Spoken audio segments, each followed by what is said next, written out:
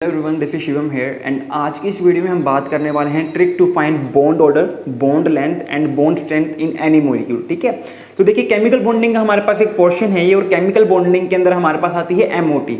और एमओटी एक ऐसा टॉपिक है जो बच्चों को अक्सर जो है काफ़ी ज़्यादा परेशान करता है, क्योंकि उनको समझ में नहीं आता कि एमओटी डायग्राम हमें बनाने कैसे हैं। ठीक है, तो देखिए आज की वीडियो में हम एमओटी डायग्राम नहीं बनाएंगे, डायरेक्ट ट्रिक के ऊपर चलेंगे, जिससे कि हम बिना एमओटी डायग्राम बनाए कैसे फाइंड आउट कर सकते हैं कि किसी भी मॉलिक्यूल का, किसी भी गिवन मॉलिक्यूल का, चाहे वो N2 हो, O2 हो, CO हो, NO हो, किसी भी मॉलिक्यूल का हम बॉन्ड ऑर्डर जो है कैसे कैलकुलेट कर सकते हैं। तो देखिए ट्रिक क्या होती है, ट्रिक होती है कि मैंने 4-5 चीजें जो है ऑब्जर्व करी, सबके अंदर एक ही चीज वैलिड हो रही थी, एक ही ट्रेंड चल रहा था, तो मैंने उसको एब्स्ट्रैक्ट कर लिया और एक फॉर्म में ढाल दिया, जिसे मैंने कह दिया ट्रिक। ठीक है, तो आज की वीडियो में हम बात करेंगे हम कैसे फाइंड आउट करते हैं। 3 डिफरेंट केसेस बताऊंगा जिसके थ्रू हम इसको फाइंड करेंगे।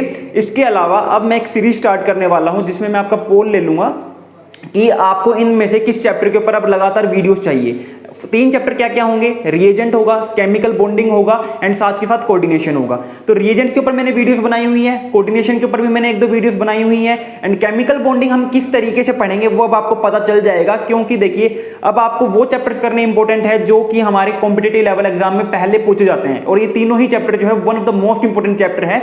तो आपके ऊपर डिसाइड करता हूं, छोड़ता हूं मैं ये कि आपको कौन सा चैप्टर चाहिए सीरीज के अंदर। ठीक है, तो चलिए स्टार्ट करते हैं। मैंने जैसा कि आपको बताया कि हम यहां पर जो है 3 डिफरेंट केसेस पढ़ेंगे जहां पर हम फाइंड आउट कर सकते हैं trick for bond order, bond strength and bond length. तो देखिए हमारे पास क्वेश्चन कैसे आते हैं, सबसे पहली बात जो है क्वेश्चन कैसे आते हैं एग्जाम के अंदर। मेरे को मॉलिक्यूल दे दिए, CO है, NO है, O2 है और O2 नेगेटिव है। ठीक है, इनके आगे मुझे बॉन्ड दे दिया, बॉन्ड ऑर्डर दे रखा है। बॉन्ड ऑर्डर मान लीजिए मुझे दे रखा है 2, 2.5, 3 और 1.5। अभी मैंने ये ऐसे ही लिए, अभी मुझे नहीं पता ये सारे ऑप्शन मैंने सही दिए भी हैं या नहीं दिए।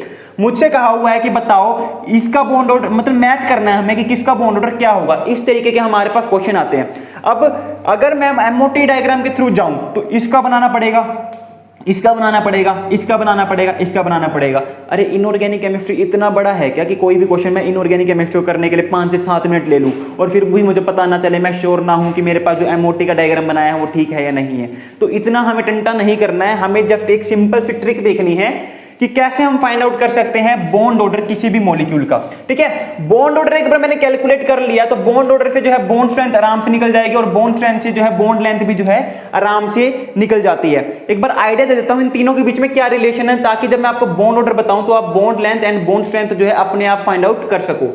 इनके बीच में रिलेशन क्या है, मेरे पास जो बॉन्ड ऑर्डर होता है वो डायरेक्टली प्रोपोर्शनल होता है बॉन्ड स्ट्रेंथ के।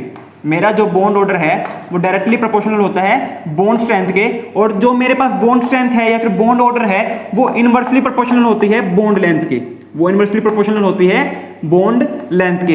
एग्जांपल के तौर पर जितनी ज्यादा बॉन्ड स्ट्रेंथ होगी ऑब्वियसली बात है उतनी ही बॉन्ड लेंथ कम होगी। जैसे कि मेरे पास एक डबल बॉन्ड है, एक मेरे पास डबल बॉन्ड है और एक मेरे पास सिंगल बॉन्ड है। अब मुझे पता है ये बॉन्ड ज्यादा स्ट्रॉन्ग है, ये बॉन्ड ज्यादा स्ट्रॉन्ग है, ये बॉन्ड कम स्ट्रॉन्ग है, तो बॉन्ड लेंथ इसकी क्या होगी, यहां पर जो बॉन्ड लेंथ होगी इसकी क्या होगी, लेस, और इसकी क्या होगी, ज्यादा। इसकी बॉन्ड लेंथ क्या होगी, ज्यादा। तो ये मेरे पास एक जनरलाइज जो है इनके बीच में रिलेशन है जो आपको पता होना चाहिए। अब बात करते हैं बॉन्ड ऑर्डर कैसे निकालने हैं।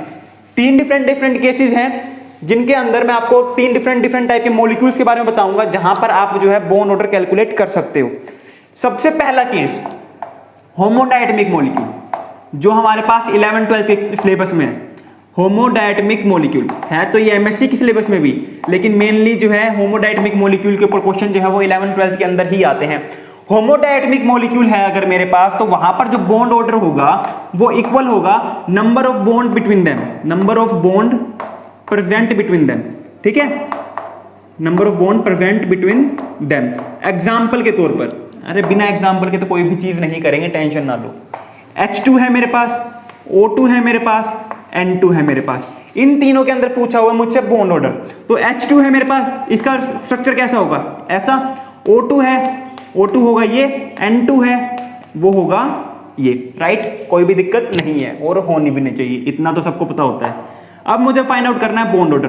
तो मैंने क्या कहा था, होमोडायटमिक मॉलिक्यूल के केस में जो बॉन्ड ऑर्डर है वो किसके इक्वल होगा, number of bond present between atoms. ठीक है, तो यहां पर कितने बॉन्ड प्रेजेंट है, एक बॉन्ड ऑर्डर हो जाएगा एक, यहां पर कितने हैं, 2 बॉन्ड ऑर्डर हो जाएगा 2।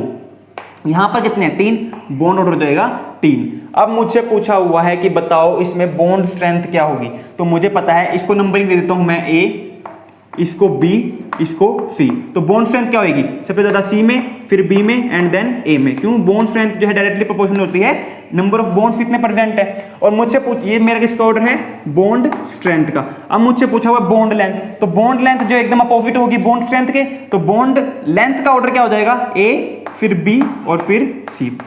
बैठे बैठे बिना कुछ कॉपी पेन उठाए हमारे पास क्या हो गया, 3 अलग अलग चीजें मैंने पढ़ ली एक छोटी सी ट्रिक के थ्रू, राइट। तो इस तरीके से हम होमोडायटमिक मॉलिक्यूल के केस में बॉन्ड ऑर्डर फाइंड आउट करेंगे। दूसरा अगर मैं केस की बात करूं, दूसरे केस की मैं बात करूं, ये केस जो है वो हर जगह वैलिड है, ये केस जो है हर जगह वैलिड है। मुझे क्या करना है, चाहे होमोडायटमिक मॉलिक्यूल हो चाहे कुछ भी, मुझे क्या करना है, मुझे जो है नंबर ऑफ इलेक्ट्रॉन्स काउंट करने हैं, नंबर ऑफ इलेक्ट्रॉन्स काउंट कर लेने हैं वो गिवन मॉलिक्यूल के अंदर, ठीक है।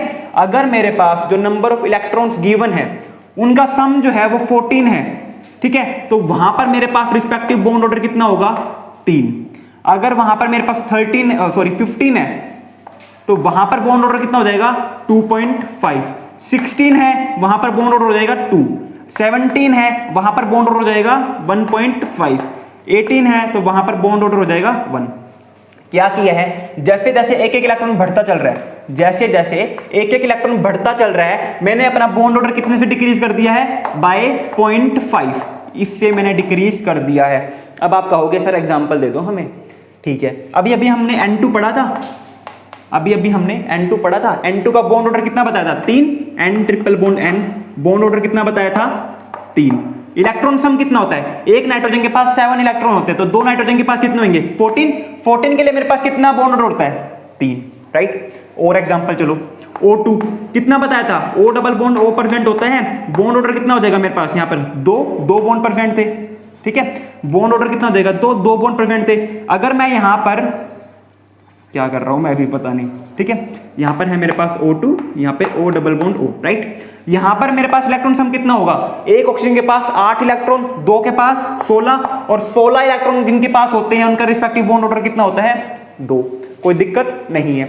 एक और एग्जांपल, ये तो होमोडायटमिक मॉलिक्यूल की बात कर रहा हूं, सर आपने तो कहा था NO CO, इनके भी बताओगे, ठीक है, NO के ले लेते हैं। NO, नाइट्रोजन के पास कितने इलेक्ट्रॉन, 7, ऑक्सीजन के पास कितने इलेक्ट्रॉन, 8, रिस्पेक्टिव सम कितना हो गया, 15। 15 के लिए बॉन्ड ऑर्डर कितना होता है, 15 के लिए बॉन्ड ऑर्डर होता है मेरे पास 2.5, इसका बॉन्ड ऑर्डर कितना हो जाएगा, 2.5, राइट। एक और एग्जांपल चलो, CO, कार्बन के पास कितने इलेक्ट्रॉन होते हैं मेरे पास, कार्बन के पास होते हैं 6 इलेक्ट्रॉन, ऑक्सीजन के पास कितने होते हैं 8 इलेक्ट्रॉन, और 8 और 6 मिलकर कितना बनाते हैं 14, और 14 के लिए रिस्पेक्टिव बॉन्ड ऑर्डर कितना होता है, 14 के लिए रिस्पेक्टिव बॉन्ड ऑर्डर होता है 3। कोई डाउट, कोई भी डाउट नहीं है। एक सिंपल से कंसेप्ट के थ्रू हमने जो है डिफरेंट केसेस जो है पढ़ लिए हैं कि इनके अंदर नंबर ऑफ इलेक्ट्रॉन्स का सम जो है काउंट करके मैं क्या बता सकता हूं, बॉन्ड ऑर्डर के बारे में बता सकता हूं। यूं नहीं होता कि किसी भी ट्रिक के अंदर एक्सेप्शन नहीं होती, हर जगह होती है, क्योंकि वो मॉलिक्यूल के अंदर ही एक्सेप्शन होती है। इसके अंदर एक्सेप्शन क्या है, एक्सेप्शन यहां पर लिख लो, कभी आपके पास ये क्वेश्चन आ जाए और आप इस ट्रिक को लगा लो और आपका क्वेश्चन ना बने। CO पॉजिटिव है, यहां पर CO पॉजिटिव के पास कितने इलेक्ट्रॉन होने चाहिए मेरे पास, CO पॉजिटिव के पास मेरे पास 15 इलेक्ट्रॉन होने चाहिए। बॉन्ड ऑर्डर कितना होना चाहिए इसके हिसाब से 2.5, लेकिन यहां पर बॉन्ड ऑर्डर जो है वो देखने को मिलता है 3.5, ठीक है, यहां पर बॉन्ड ऑर्डर देखने को मिलता है मुझे 3.5। रीजन क्या होता है, रीजन होता है जब मेरे पास जो पॉजिटिव चार्ज है ना वो नॉन बॉन्डिंग से निकलता है, और नॉन बॉन्डिंग से निकलने के बाद हमें पता है कि कोई फर्क नहीं पड़ना चाहिए था, लेकिन नॉन बॉन्डिंग से निकलने के बाद वहां पर मेरे पास क्या हो रहा है, हमने देखा कि बॉन्ड ऑर्डर बढ़ रहा है, यानी कि मेरे पास जो नॉन बॉन्डिंग इलेक्ट्रॉन थे उनके पास एंटी बॉन्डिंग कैरेक्टर था, और एंटी बॉन्डिंग से इलेक्ट्रॉन निकलते तो हमारा बॉन्ड ऑर्डर इंक्रीज ही होता है। और मुझे पता है आपको ये कोई भी बात समझ में नहीं आई है, क्योंकि इन चीजों का फायदा कब है, इन चीजों का फायदा तब है जब आपको कंसेप्ट पता हो, जब आपको आप बेस क्लियर हो, आपको एमओटी डायग्राम बनाने आते हो। ये जस्ट एक ट्रिक है जो अगर आप नहीं कर पा रहे हो, अगर आपके पास आपने कर भी लिया है तो एग्जाम के अंदर एमओटी तो बना के नहीं देखोगे ना, आपको तो एग्जाम के अंदर ट्रिक चाहिए। अरे इनऑर्गेनिक क्वेश्चन अगर आप एग्जाम के अंदर 10-10 मिनट में करोगे तो कैसे काम चलेगा। इनऑर्गेनिक के क्वेश्चन तो क्या होते हैं, देखा आंसर किया आगे बढ़े, ऐसे होते हैं इनऑर्गेनिक क्वेश्चन। तो ये जस्ट ट्रिक है, जब हम केमिकल बॉन्डिंग पढ़ेंगे, कंप्लीटली एमओटी के बारे में पढ़ेंगे, तब आपको अच्छे से समझ में आ जाएगा मैंने अभी क्या बोला, ठीक है। तो यहां पर मेरे पास इस तरीके से मैं जो है कर सकता हूं नंबर ऑफ इलेक्ट्रॉन के बेसिस के ऊपर क्या मेरे पास देखने को मिलेगा। तीसरा केस क्या है, ये वाली जो ट्रिक है ये याद रखना, मैंने आपको बताया था ये यूनिवर्सल ट्रिक है। नंबर ऑफ इलेक्ट्रॉन के सम को काउंट कर लूंगा और मेरे पास क्या निकल जाएगा, मेरे पास बॉन्ड ऑर्डर निकल जाएगा, और बॉन्ड ऑर्डर निकल गया तो मैं आराम से बता सकता हूं वहां पे बॉन्ड स्ट्रेंथ वगैरह क्या होगी। तीसरा केस क्या है मेरे पास, अगर आपके पास मॉलिक्यूल हो, मान लीजिए मेरे पास एक मॉलिक्यूल है KO2, एक मॉलिक्यूल है मेरे पास H2O2, तो यहां पर मैं बॉन्ड ऑर्डर कैसे कैलकुलेट करूंगा। अब यहां पर तो मुझे समझ में नहीं आ रहा ना कैसे कैलकुलेट करूंगा। तो मुझे पता है K जो है मेटल है, ऑक्सीजन जो है नॉन मेटल है, जब इसको मैं आयनाइज करवा दूंगा तो मेरे पास क्या बनेगा, O2 नेगेटिव बन जाएगा। यहां पर मैं क्या करूंगा, H2H पॉजिटिव निकाल दूंगा तो क्या बन जाएगा, O2 2 नेगेटिव बन जाएगा। यहां पर इलेक्ट्रॉन का सम कितना हो जाएगा, यहां पर मेरे पास इलेक्ट्रॉन का सम हो जाएगा 17, यहां पर इलेक्ट्रॉन का सम कितना हो जाएगा मेरे पास 18। अब मुझे बॉन्ड ऑर्डर निकालने हैं। मुझे क्या पता था, मुझे पता था 17 के ऊपर बॉन्ड ऑर्डर, अगर इलेक्ट्रॉन सम 17 है तो बॉन्ड ऑर्डर कितना हो जाएगा 1.5। अगर मेरे पास इलेक्ट्रॉन सम 18 है तो बॉन्ड ऑर्डर कितना हो जाएगा 1। तो यहां पर मेरे पास क्या निकल के आ गया, बॉन्ड ऑर्डर निकल के आ गया। तो इस तरीके से डिफरेंट केसेस के अंदर हम बॉन्ड ऑर्डर निकाल सकते हैं, और बॉन्ड ऑर्डर निकल गया तो बॉन्ड स्ट्रेंथ और बॉन्ड लेंथ निकालने में कोई भी दिक्कत नहीं है। सो आज की वीडियो के लिए बस इतना ही। आई होप वीडियो अच्छी लगी होगी, एंड जल्दी ही पोल मिल जाएगा, जितना जल्दी हो सके, जितना ज़्यादा हो सके आप जल्दी से जल्दी उसके अंदर पोल कर देना, अपना रिव्यू दे देना कि आपको किस चैप्टर के ऊपर चाहिए, ताकि मैं आपको वो चैप्टर के ऊपर वीडियोस बना सकूँ। So thank you very much, have a good day.